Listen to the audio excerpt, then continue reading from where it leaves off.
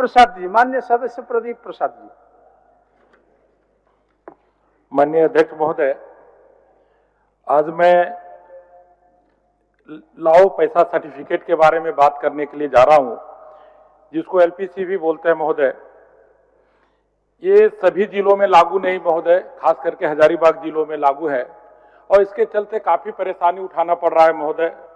कोई भी आदमी अगर अपनी जमीन बिक्री करना चाहता है तो 2-3 महीने का चक्कर लगता है। हल्का कर्मचारी जो हम लोग बोलते हैं महोदय, किसी भी प्रकार से वो हल्का नहीं है, बहुत ही भारे हैं।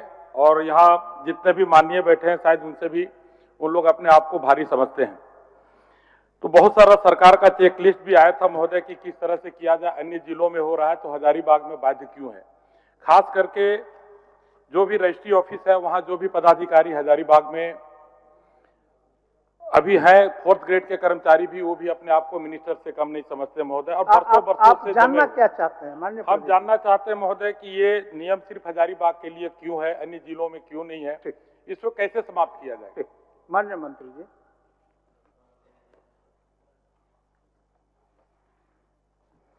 अध्यक्ष महोदय, माननीय सदस्य एलपीसी के बारे में पूछ रहे हैं कि अंचल अधिकारी द्वारा एलपीसी क्यों निर्गत नहीं की जाती, जिस कारण से भूस्वामियों को दिक्कतें आ रही, यही माननीय का मूल सवाल का भाव है।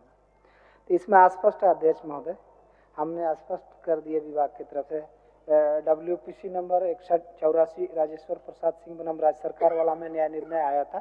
उसके आलोक में 2016 में विभाग द्वारा संकल्प निकाली गई, जिसमें स्पष्ट किया गया है कि एलपीसी नहीं रहने पर भी यदि रजिस्टर 2 है, म्यूटेशन का करेक्शन स्लिप है या खतियान का सर्टिफाइड कॉपी है, किसी भी कागजात के उपलब्ध होने पर उसको कहीं से कोई दिक्कत नहीं है ये करने में।